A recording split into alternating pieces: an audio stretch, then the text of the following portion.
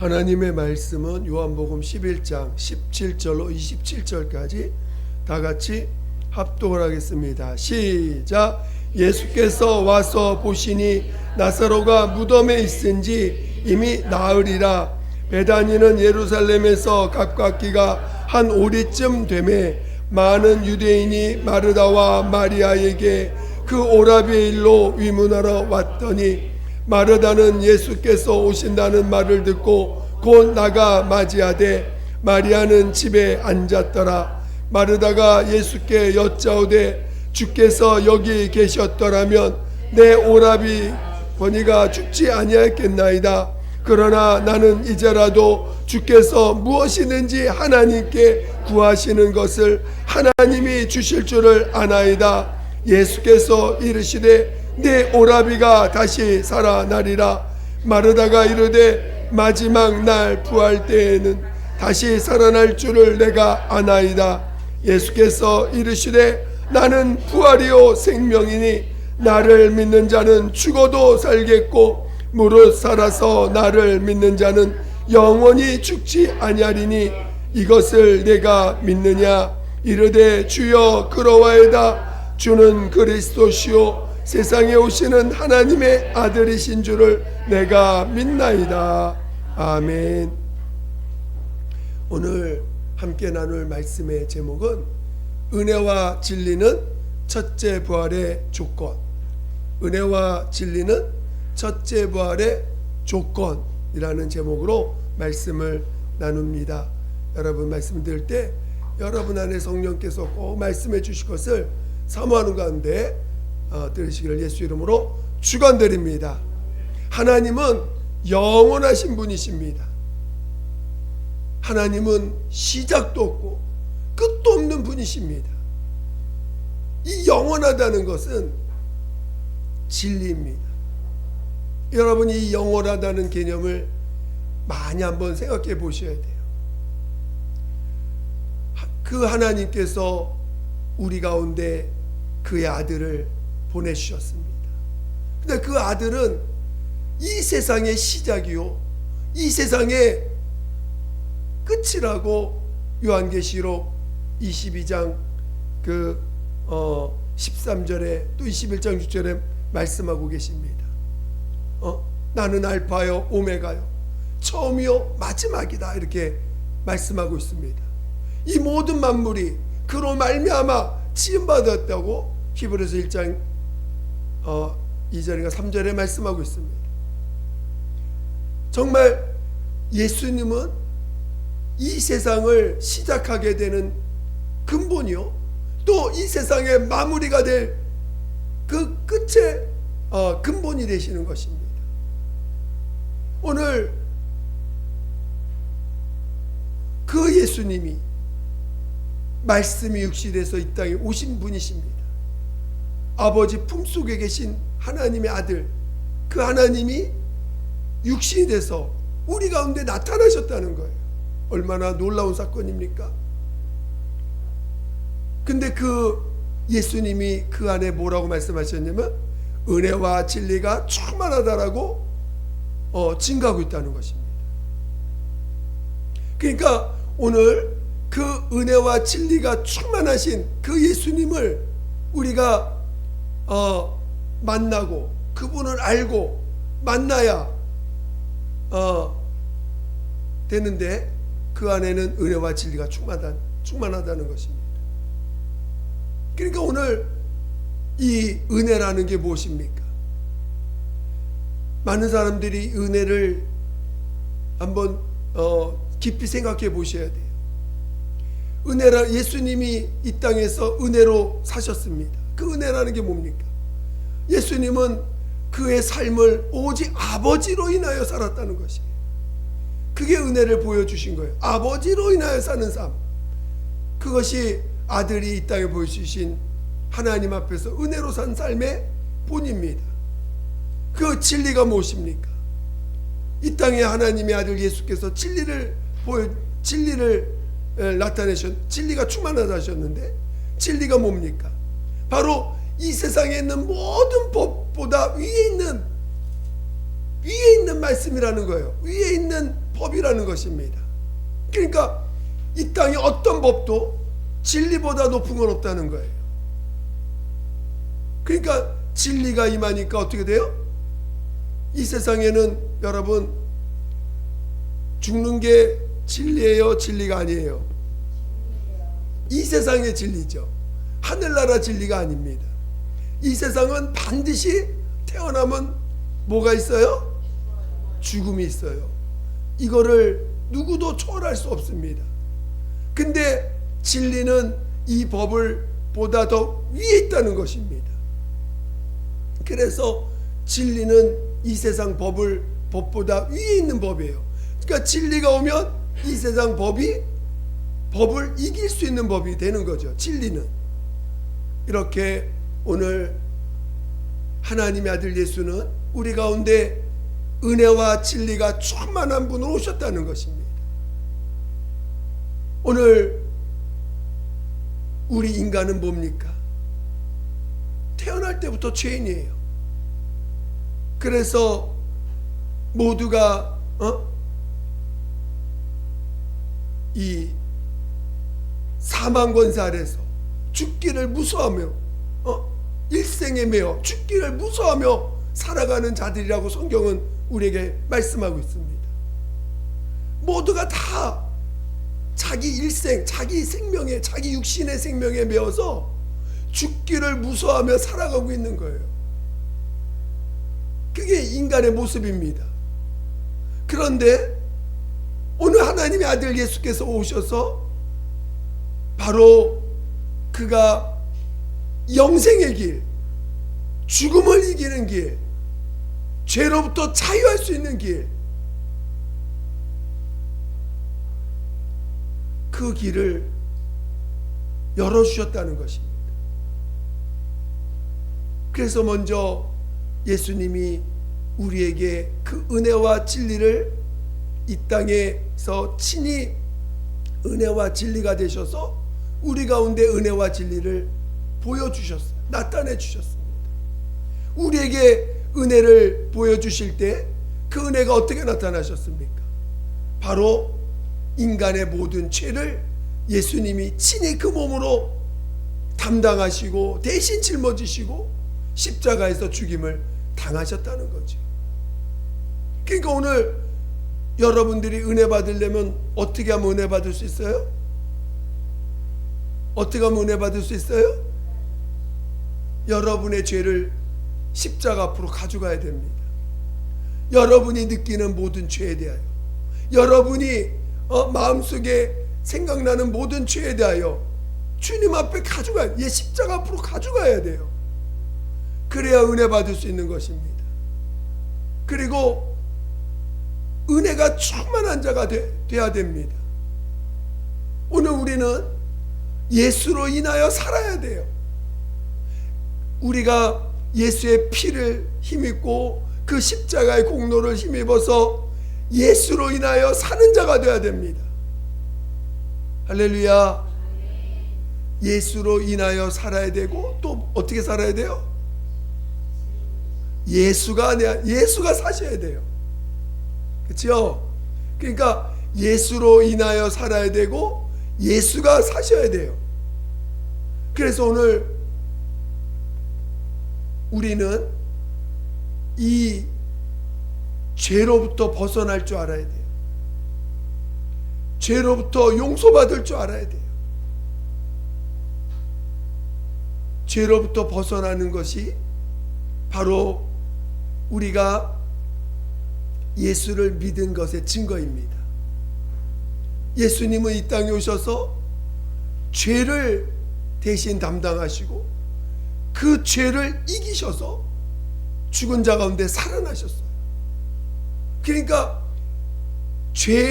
우리의 죄를 담당하시기도 하셨지만 죄를 이기셨기 때문에 오늘 우리는 죄를 그분에게 담당시키기도 해야 되지만 그 죄를 이기신 분이 내 안에서 어떻게 되셔야 돼요? 사셔야 돼요. 그분이 내 안에서 주인 되시고 우리 안에서 사셔야 됩니다. 그러니까 여러분이 죄를 이기고 죄로부터 나오려면 먼저 죄에 대하여 용서를 받아야 되고, 또 그 예수님이 여러분 안에 주인 되셔야 돼요. 안 그러면 여러분 죄 이길 수 없습니다. 아무리 여러분이 노력을 하고 아무리 해도 죄를 이길 수 없어요. 죄를 이기지 못하는 자들은 어떻게 됩니까? 어떻게 돼요? 결국 그 죄에 매여 있다는 것이에요. 죄에 매여 있으면 어떻게 되는 것입니까? 바로 마지막 때에 그 죄에 매여 있는 자들은 그 죄와 함께 심판을 받고 멸망한다는 거예요. 신앙은 죄로부터 나오는 것이에요. 첫째, 우리가 해결받아야 될 건 죄로부터 죄사함을 받아야 되고 죄로부터 나와야 됩니다. 그러기 위해서 예수로 인하여 살아야 되고 예수가 사셔야 되는 것입니다. 그래서 오늘 예수님이 이 땅에 은혜로 오시고 진리로 오신 것입니다. 은혜로 오셨다는 건 뭐예요? 우리를 죄로부터 건져주시기 위해서, 죄의 사함을 주시기 위해서 우리에게 은혜를 베푸셨고, 또 친히 그가 우리 안에서 사시기 위해서 진리가 되셔서 우리 안에서 사시려고 오신 거 아닙니까? 그러니까 오늘 우리는 은혜로 살아야 되고 진리가 나를 지배하는 삶을 살아야 됩니다. 할렐루야. 근데 여러분의 노력으로 은혜를 지킬 수 있을까요? 여러분의 노력으로 진리의 지배를 받을 수 있을까요? 말은 좋지, 나 은혜와 진리로 살 거야. 불가능합니다. 어떻게 하셔야 돼요? 성령이 우리 안에 은혜와 진리를 지켜주시기 위해서 성령을 부어주신 거예요. 그러니까 여러분이 은혜와 진리를 살길 원하신다면 성령의 지배를 받아야 돼요. 성령의 이끌림을 받아야 돼요. 성령이 여러분 안에서 진짜 주인 되셔야 됩니다. 그래서 성령을 부어주신 거예요. 그래서 성령으로 거듭나게 하셨습니다. 그러니까 오늘 우리는 성령의 충만함을 받으라, 성령의 이끌림을 받자, 성령의 인도함을 받자 하는 이유가 뭐냐? 바로 여러분이 은혜와 진리를 여러분 안에서 보존하기 위해서. 이제 우리는 예수로 인하여 살고 예수가 여러분의 생명과 의로 사셔야 됩니다. 할렐루야. 그래서 이 은혜와 진리가 여러분 안에서 정말 은혜, 여러분 은혜로 살고 계십니까? 예수로 살고 계세요? 예수로 인하여 살고 계십니까? 은혜로 사는 건 그냥 거저 주시는 선물이니까 그냥 감사함으로 받고 그냥 필요할 때 끄집어 쓰라는 것이 아니라 항상 은혜 가운데 있지 않으면 우리는 언제든지 마귀의 지배 아래서 마귀의 그 유혹에 넘어질 수밖에 없는 그런 존재라는 것입니다. 우리가 사는 이 세상은 화평한 세상이 아니에요. 우리가 사는 이 세상은 끊임없는 유혹과 끊임없는 그 마귀의 그 권세가 끊임없이 우리를 지배하려고 누리고 있는 세상이 이 세상입니다. 여러분이 한 주간을 생각해 보세요. 과연 내가 한 주간 동안 내 감정의 요동이 얼마나 했으며 얼마나 내 법이, 내 주장이, 내 생각이 나를 주장하고 지배했는지. 여러분, 이 세상 법이 커요? 진리가 커요? 근데 왜 여러분의 법으로 사십니까? 진리가 크다며. 진리가 큰데 왜 내 생각이 더 크고 내 주장이 더 크고 내 느낌이 더 크고 내 이론이 더 크고 그거는 여러분이 그만큼 진리를 귀하게 여기지 않는다는 것이고, 더 나아가서 온전한 은혜 가운데 있지 못하다는 거예요. 온전한 은혜 안에 있는 자만이 진리의 지배를 받는 거예요. 은혜를 받아도 온전한 은혜 가운데 있지 않으면 여전히 진리보다는 또 내 주장이 앞설 때가 있고 내 법이 앞설 때가 있고 내가 만든 율법이 앞서는 것입니다. 그래서 오늘 우리는 온전한 은혜 가운데 거해야 돼요. 그래서 우리에게 베푸신 사랑이 그게 그냥 기브앤테이크 사랑이 아니에요. 무조건적인 사랑입니다. 부모가 자식을 사랑할 때 조건적으로 사랑합니까? 자식이 내 말 잘 들으면 사랑해주고 내 말 안 들으면은 미워해주고 너 나와 너 못 살아 하고 버리고 그런 사랑입니까? 아니거든. 우리 주님이 우리에게 베푸신 사랑은 조건 없는 사랑이에요. 무조건적인 사랑이에요. 십자가에서 그 죄를 담당하실 때 그 죄를 담당하실 때 십자가가 큽니까? 여러분 안에 지은 죄가 큽니까? 십자가가 훨씬 큰 거예요. 십자가가 감당 못할 죄가 없는 것입니다. 그러니까 여러분이 그 십자가의 주님의 사랑을, 십자가에서 그 주님이 베푸신 그 조건 없는 사랑을 체험하지 않으면 여러분은 여전히 내 율법, 내 주장, 내 이론이 내 육체를 지배하고 있는 거예요. 내 삶을 지배하게 되는 것입니다.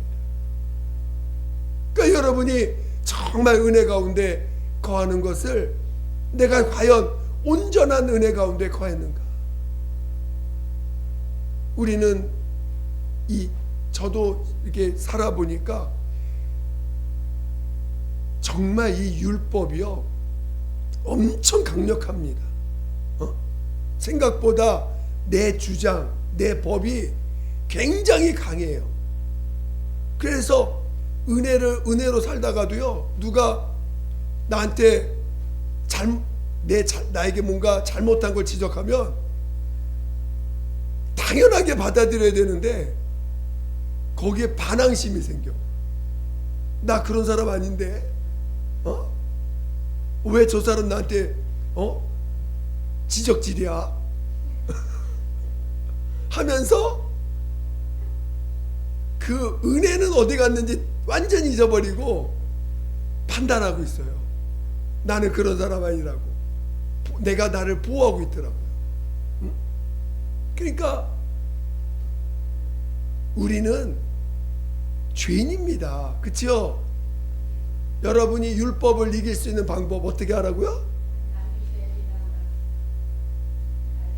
좀 더 구체적으로 여러분이 율법을 이길 수 있는 방법, 여러분이 그 율법은 정죄의 법이에요. 그렇죠?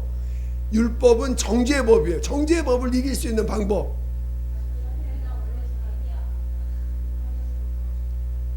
근데 좀 더 구체적으로 제가 말씀드릴게요. 누가 여러분 보고 아이고 진짜 바보시네. 왜 이렇게 머리가 돌아가지도 않아? 여러분을 갖다가 막 뭐라고 이렇게 아주 완전히 하등 동물로 취급할 때 어떻게 합니까, 여러분? 어떻게 해야 돼? 나는 더 하등 동물이야. 당신이 나에게 말해주는 것보다 더 못난 자야. 인정하면 돼요. 왜? 실제로 그러니까. 하나님 앞에 정말 자기를 비춰보면요, 먼지만도 못한 자라 고백이 나와요. 진짜 여러분이 누군가 여러분의 외식하는 모습을 누가 지적을 했어. 어떻게 저렇게 외식하냐? 그럼 여러분 어떻게 해야 돼? 맞아요. 더 외식자야 나는.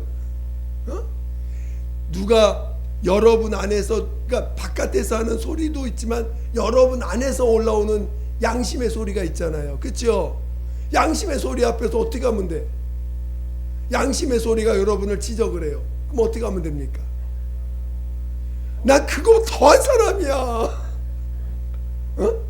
내 양심보다 더 인정해버리면 양심이 깨갱하고 도망가 버려. 내가 더 그런 자야 나는. 근데 그런 자를 어떻게 하셨다고?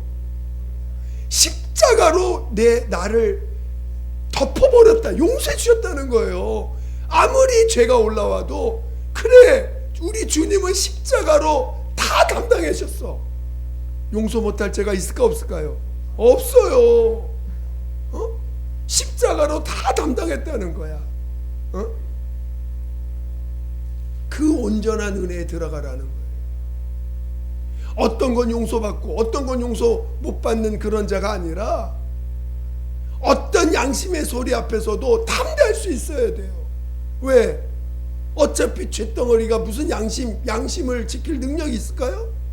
양심대로 살 능력이 있어요 없어요? 없어요. 양심이, 여러분, 세상은 양심을 중요하게 여깁니다.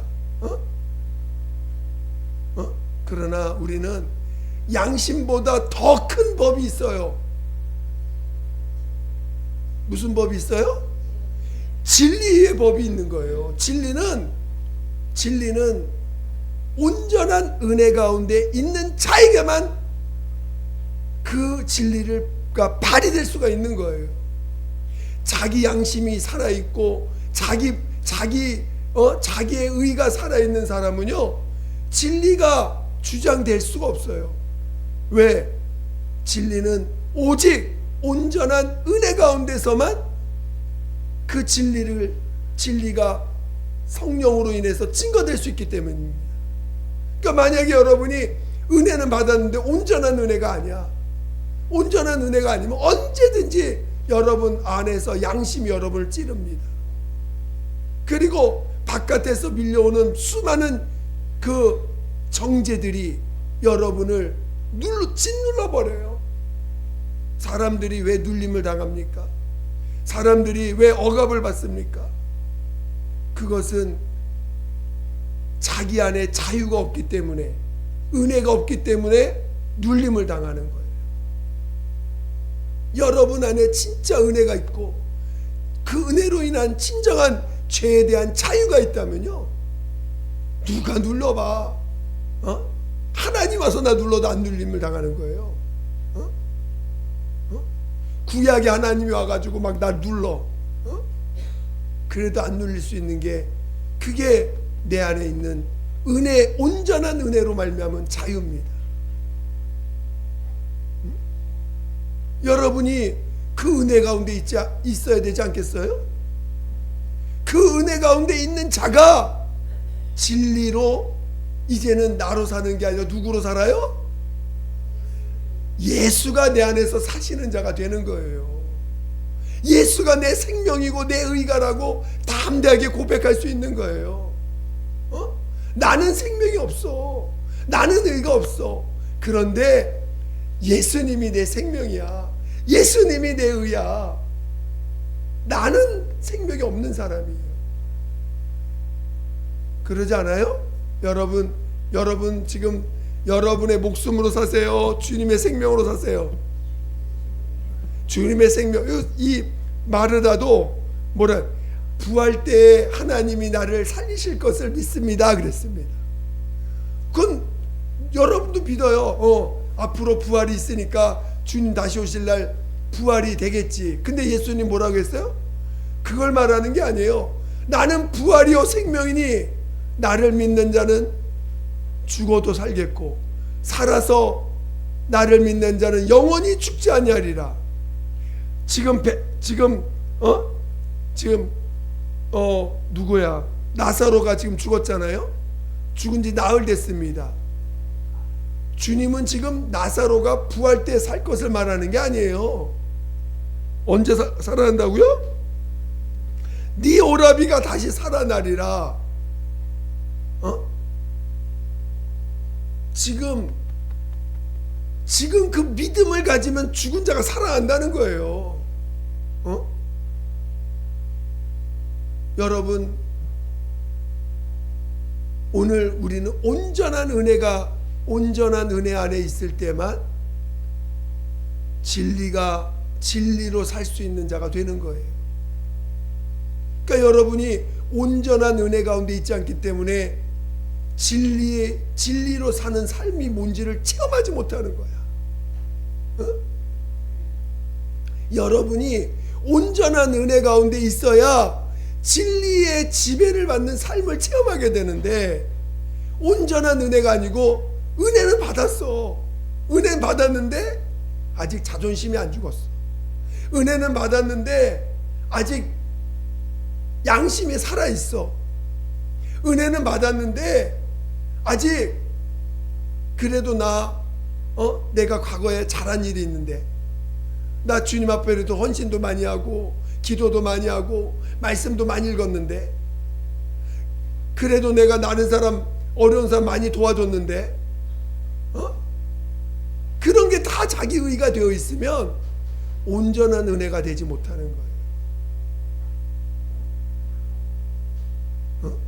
여러분, 은혜 가운데 있기를 원하십니까? 이왕 은혜 가운데 있으려면 어떤 은혜 가운데 있어야 돼요? 그렇지요. 온전한 은혜 가운데 있어야 됩니다.